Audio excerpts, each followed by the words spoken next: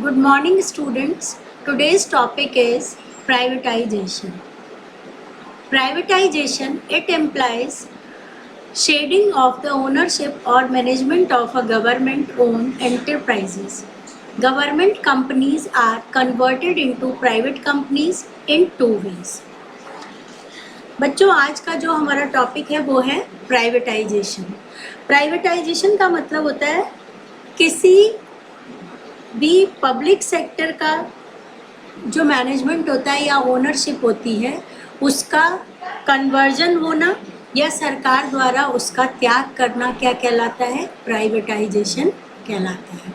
या फिर इसको हम वर्ड टू वर्ड देखें तो it employ shedding of the ownership. इसका तात्पर्य है किसी के स्वामित्व या और मैनेजमेंट यानी प्रबंधन का सरकार द्वारा त्याग. ठीक है, गवर्नमेंट के द्वारा त्याग करना क्या कहलाता है? प्राइवेटाइजेशन कहलाता है. Government companies are converted into private companies in two ways. दो रूपों में गवर्नमेंट की कंपनी जो होती है वो प्राइवेट कंपनी में कन्वर्ट होती है. इसको आप अंडरलाइन कर लेना. फर्स्ट है by withdrawal of the government from ownership and management of public sector companies and or by outright sale of public sector companies. दो रूपों में किया जा सकता है बच्चों.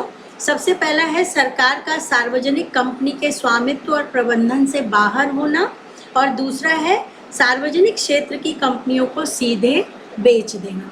ठीक है, या तो उसको बेच देते हैं ये प्राइवेट सेक्टर में तो प्राइवेटाइजेशन हो जाता है, या फिर गवर्नमेंट क्या करती है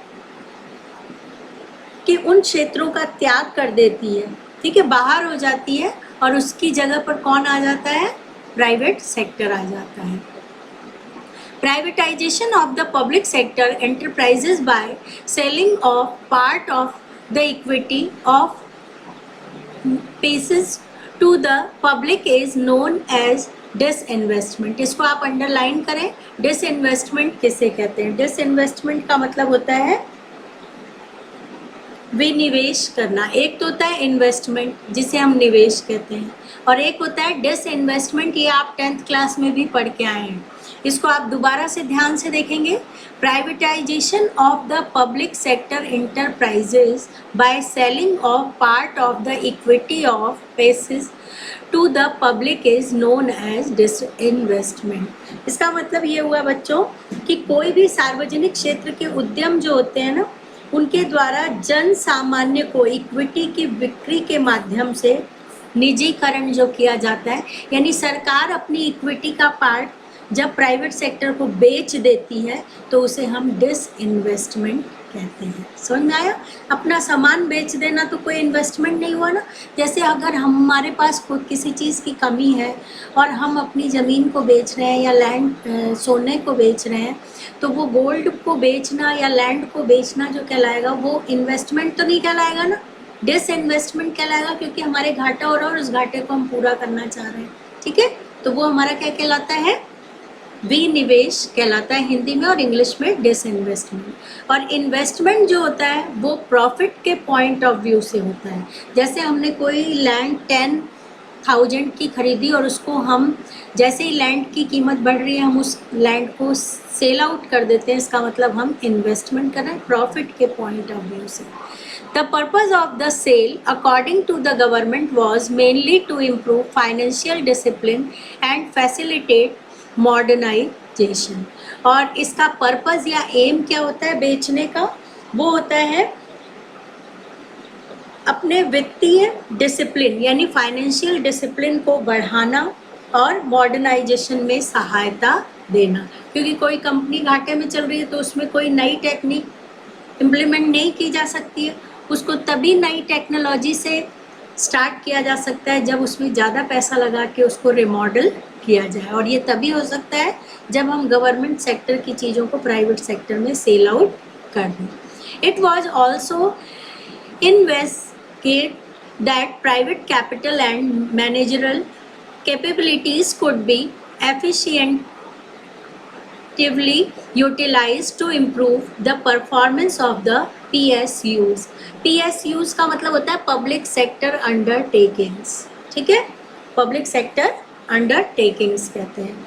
और इसका मतलब ये हुआ कि ये भी एक्सपेक्टेशन की जाती है कि जो प्राइवेट कैपिटल होती है वो ज़्यादा प्रभावी होती है। सरकारी जो हमारे पब्लिक सेक्टर के उद्योग होते हैं या फिर जो भी इंडस्ट्रीज होती है उसकी बजाय प्राइवेट सेक्टर की इंडस्ट्री जो होती है उसकी क्वालिटी ज़्यादा अच्छी मानी जाती है, क्योंकि वो वेस्टेज नहीं करते हैं और उनका मेन मोटिव क्या होता है, प्रॉफिट के पॉइंट ऑफ व्यू से किसी भी काम को करना।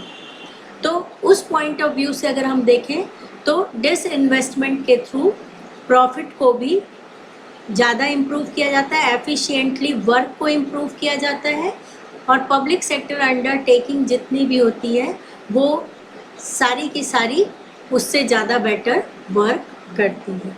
तो ये तो बच्चों हमारा था प्राइवेटाइजेशन के बारे में। फिर प्राइवेटाइजेशन से पहले आपके एक बॉक्स दिया हुआ था जो मैंने प्रीवियस लेक्चर में आपको समझाया नहीं था। उस बॉक्स में आपके नवरत्नास एंड पब्लिक एंटरप्राइजेस पॉलिसीज दी हुई है। नवरत्नास और पब्लिक एंटरप्राइजेस पॉलिसीज यानी सार्वजनिक उद्यम की नीतियाँ। अब नवरत्नास के साथ साथ इस बॉक्स के अंदर दो वर्ड और दिए हुए हैं, मिनी रत्नास और महारत्नास। बच्चों प्राइवेटाइजेशन के बारे में आपने पढ़ लिया, उससे पहले ये नवरत्नास वगैरह को समझा रखा है। In the context of PSUs in India, Navratnas refers to 9 such profit-making companies which are compared with 9 coteries in the court of King Vikramaditya, who were men of eminence and rare wisdom। इसका मतलब ये हुआ कि ये जो नवरत्नास है इसकी तुलना किससे की गई है, विक्रमादित्य के दरबार से की गई है। राजा विक्रमादित्य जो थे उनके दरबार में या उनके कोर्ट में क्या थे, 9 जेम्स थे यानी नवरत्न थे, और वो 9 रत्न जो थे वो बुद्धि में अलौकिक थे। उसी तरीके से हमारे इंडिया की 9 हैवी इंडस्ट्रीज हैं जिन्हें हम नवरत्न के नाम से जानते हैं। दीज इंडस्ट्रीज आर, और वो इंडस्ट्री हमारी कौन कौन सी है, तो इंडियन ऑयल कॉरपोरेशन लिमिटेड, आपकी बुक में ये दिया हुआ है, ये बॉक्स की आप रीडिंग लगाओगे जब आपको पॉइंट ये 7th 8th लाइन में दे रखा है। महारत्नास के 2 एग्जाम्पल आपके दे रखे हैं, इंडियन ऑयल कॉरपोरेशन लिमिटेड और सेकंड है steel authority of India limited जिसे हम सेल के नाम से जानते हैं। ठीक है, इसमें 2 ही दे रखे हैं बच्चों, लेकिन ये 9 है। मैं आपको इनके नाम बता देती हूँ।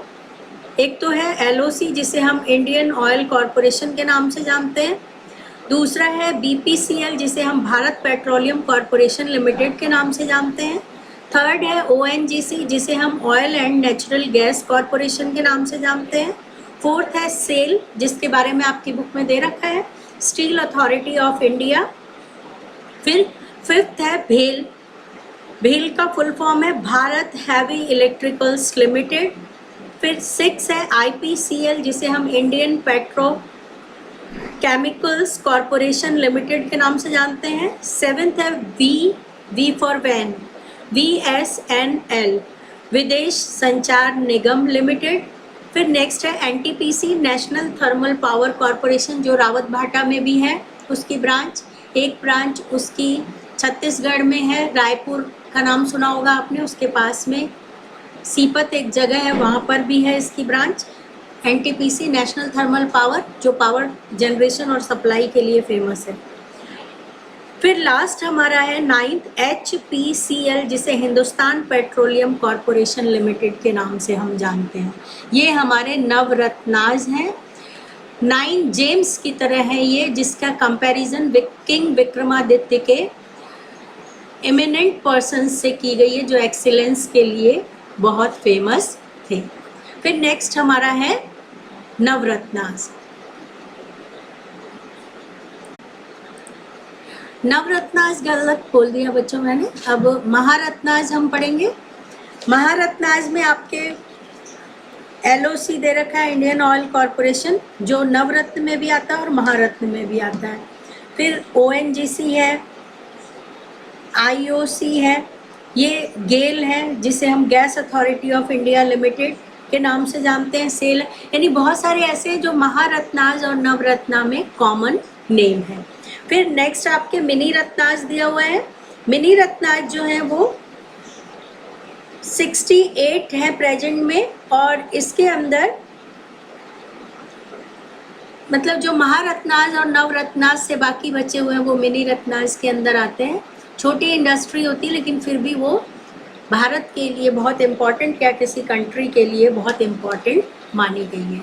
ये बॉक्स में लिखे हुए लाइन टू लाइन आप रीडिंग लगाएंगे। फिर भी अगर आपको कोई प्रॉब्लम रहती है तो आप मुझसे मेरे पर्सनल नंबर पे पूछ सकते हैं। That's all for today. Thank you.